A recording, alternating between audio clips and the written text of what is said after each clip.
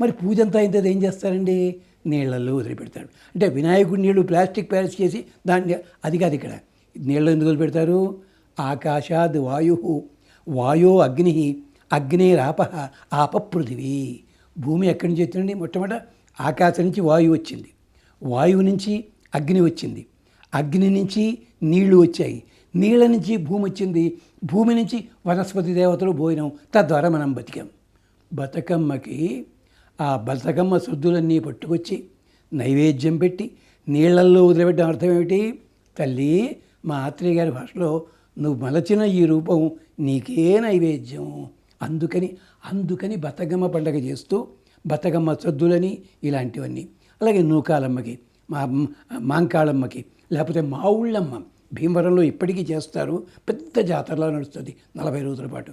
ఇవన్నీ కూడా గ్రామదేవతలు, గ్రామదేవత ఆగమము.